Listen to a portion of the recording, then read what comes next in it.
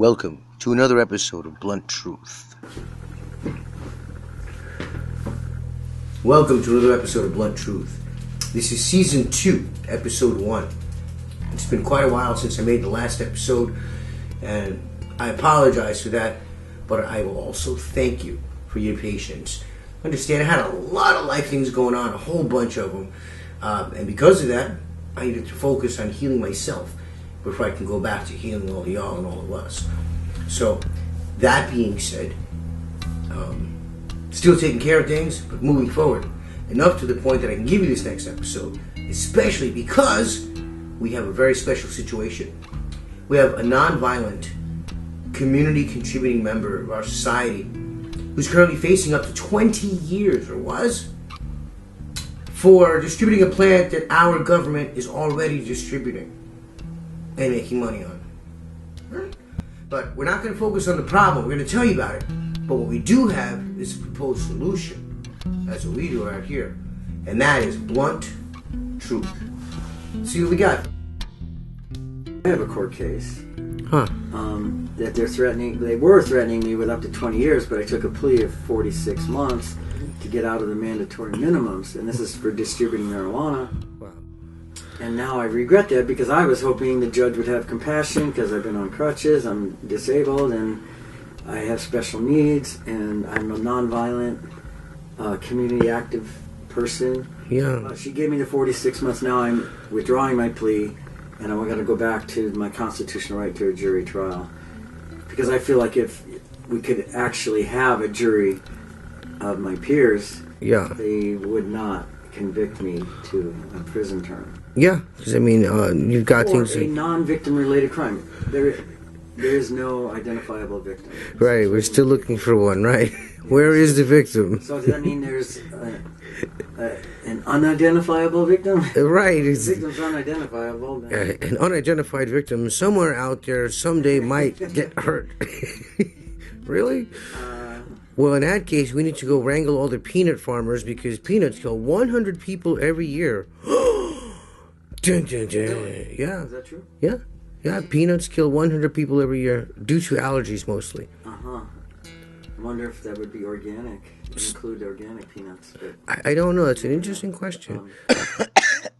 I heard that back in Prohibition days, juries stopped convicting people after a while.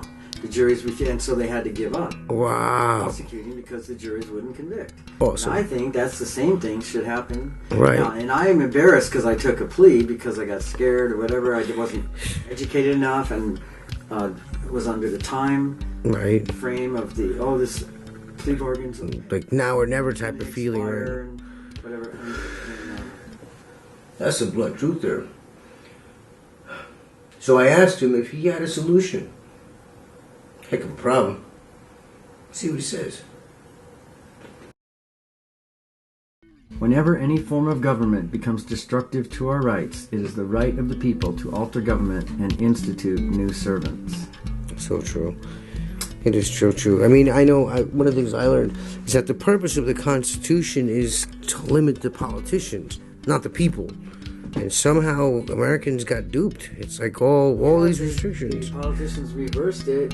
Yeah. And created all these codes and statutes that regulate the behavior of the people, even if they're not doing any harm. Like marijuana is a perfect example. So many people in jail or having to go through the court system, right, and costing them money, separating them from their families, because they utilized a plant, a natural, God-given plant. See, our jury is kind of like juries are the fourth branch of government, and they have the ultimate say because they don't have to, even though they're instructed differently these days. They have the ultimate authority to decide law and the fact. Yeah, is the law being applied appropriately, correctly? Is it constitutional? Is it fair? Right. And that's huge because, I mean, the key to being free is to staying educated. Like back in the slave days. Jefferson said that right off the bat. Right, it's true because back in the days when we had physical slavery, not just financial slavery, the slaves were not allowed to read. They would literally get killed if they were read. Yeah. You were not, because the education was a key. Nowadays, funny enough, us, the financial slaves, wouldn't read if it kills us. So, and so now we're flipping the script. We need to start reading, need to stay educated, right? And these guys are great. We should know what the basis of our whole government system is. I mean, they cover it briefly. I mean, when I was a kid, I was taught to believe I was free. I was a member of a free society, free country. I was a free human being as long as, you don't hurt anybody else, right? It's doing no harm. But we find out that that's not true, especially getting busted distributing or possessing marijuana. All of a sudden, you're facing prison time, and there is not an identifiable victim. There is not an injured party. There is nobody to take the stand other than bureaucrats who are not harmed. They're enforcing some arbitrary law that would just pull out of thin air in the 1930s. Right. Yeah, guys, let's just do this. And we're just going along with this. I just have a hard time with that. It's uncanny.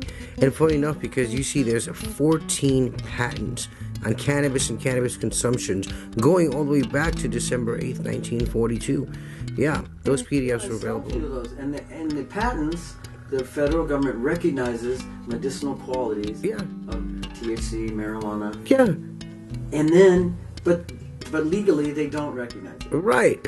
So that's hypocrisy if I ever saw it. Dude, what are we asking people to do today? I think the Alliance is great because you can be a premium member for $5 a month. Only $5, really? And you can learn. They have free courses. What? Courses right here. I got 5 on it. Government by consent course. You read and then you take a quiz, free Constitution course, civics course. So that's one thing, and it talks about the sheriffs, how the sheriffs are have the ultimate authority. That they're sworn, as well as all the other judicial people. I know I'm signing up, that's for sure. So there you have it. You can actually take action against the Supreme Court. Wow. Yeah. You know why? Because even the Supreme Court is our employee, not employer. And that is the blunt truth.